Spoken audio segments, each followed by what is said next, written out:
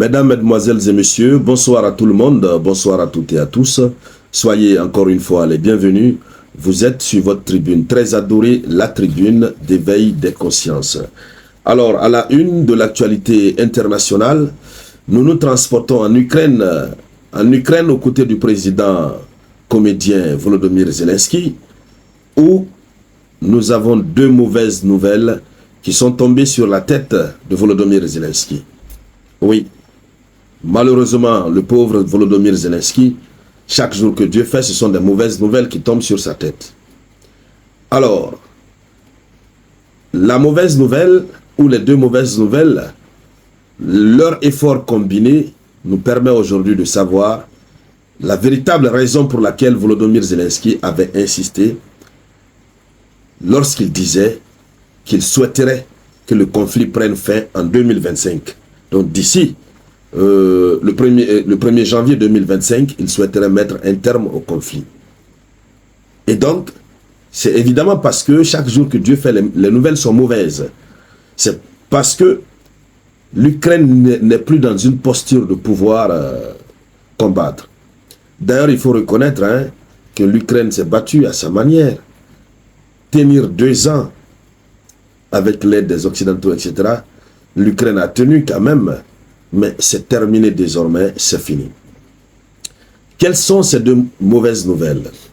Dans le cadre de cette vidéoconférence, c'est de cela que nous allons parler. Mais avant de continuer, je vous demande de partager la vidéoconférence au maximum. Partagez-la dans tous les groupes, WhatsApp, Telegram, Messenger, et n'oubliez pas de cliquer sur le bouton s'abonner pour pouvoir vous abonner. Alors, la première mauvaise nouvelle, elle émane de la justice ukrainienne. La justice ukrainienne a fait un rapport sur la situation militaire globale. Et dans ce rapport, la justice ukrainienne a donné un chiffre sur le nombre de désertions au sein de l'armée ukrainienne. Et vous savez, la désertion est une infraction. Lorsque les militaires ukrainiens désertent, ils sont passés devant la justice. Et donc, la justice a le temps d'enregistrer les différents dossiers. Mais le nombre de désertions seulement pour 2024 est 5 fois supérieur. C'est-à-dire quand on met ensemble le nombre de désertions depuis 2022 jusqu'à fin 2023, lorsqu'on met ce nombre ensemble, le nombre de désertions de seulement janvier 2024 à octobre 2024, ce nombre est 5 fois plus élevé que l'ensemble des désertions connues précédemment.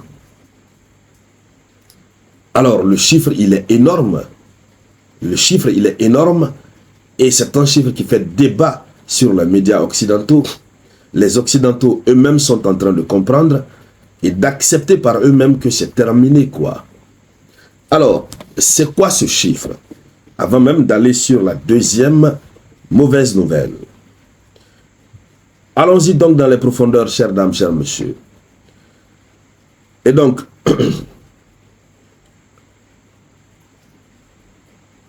selon une récente étude produite par le ministère de la Justice, nous avons 15 000 désertions auraient eu lieu au sein de l'armée ukrainienne depuis le début de l'année 2024. 15 000 désertions. Donc ce chiffre, on nous rappelle que ce chiffre est en hausse.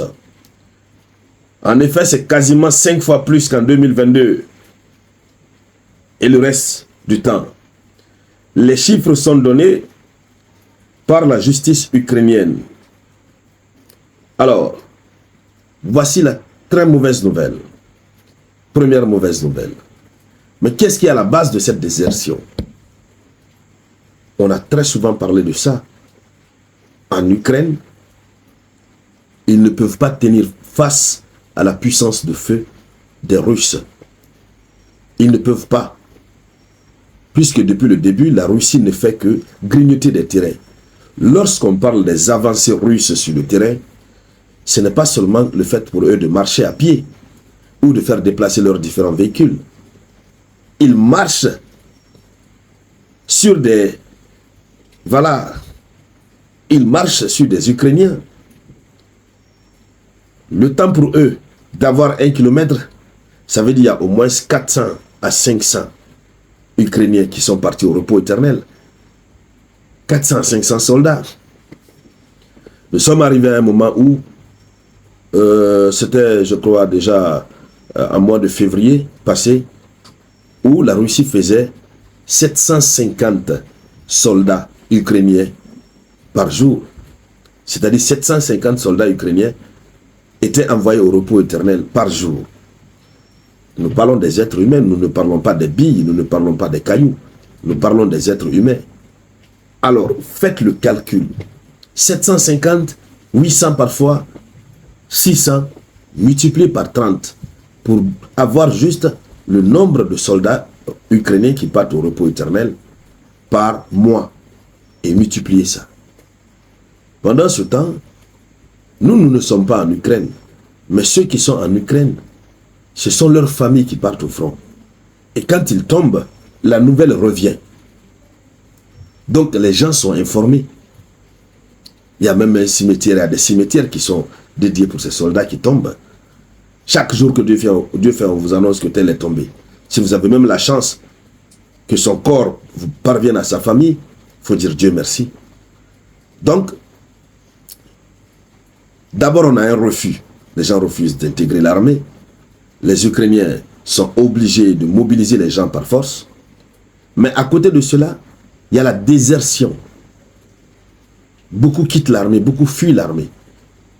Et surtout, la nouvelle technique qui a été trouvée a été souvent qu'arriver sur le champ des hostilités, lorsqu'ils sont en face de la puissance russe, ils déposent les armes, ils lèvent leurs deux mains, ils se rendent pour éviter de perdre la vie. Donc, une désertion qui ne dit pas son nom. Alors, ça c'est la première mauvaise nouvelle. La deuxième mauvaise nouvelle pour Volodymyr Zelensky, c'est que évidemment, ses partenaires financiers, ses partenaires militaires, ses partenaires alliés sont découragés. La population est découragée. En ce sens que l'Ukraine n'est pas en train, depuis un certain temps, de remporter des victoires flamboyantes. Ils sont allés à Koursk, ils se sont embourbés. À l'instant où nous parlons, c'est terminé presque. Ils ont été encerclés. Beaucoup ont accepté de se livrer. Beaucoup sont partis au repos éternel. L'ensemble du territoire ukrainien est occupé partout, par les Russes. Et donc, ils n'arrivent pas à remporter ne serait-ce une petite victoire.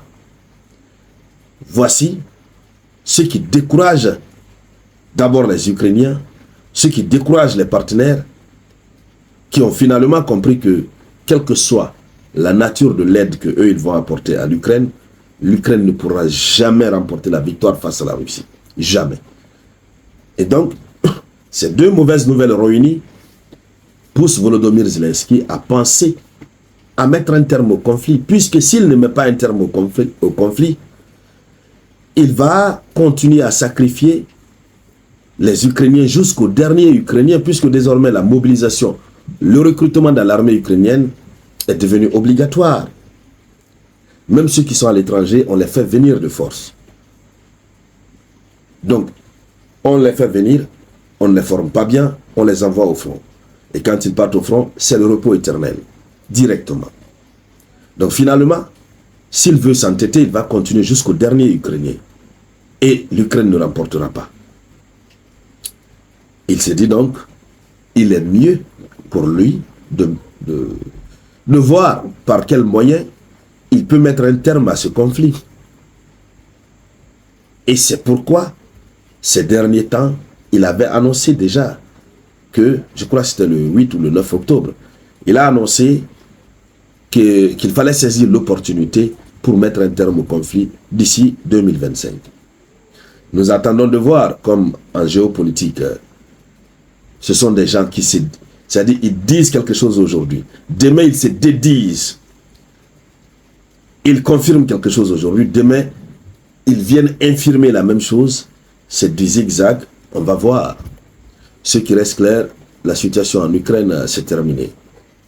Alors, mesdames, mesdemoiselles et messieurs, voici ce qu'on avait à dire à ce sujet. Merci de partager la vidéoconférence au maximum. Je vous reviens tout à l'heure avec de nouvelles actualités. C'était la voix de votre unique samouraï.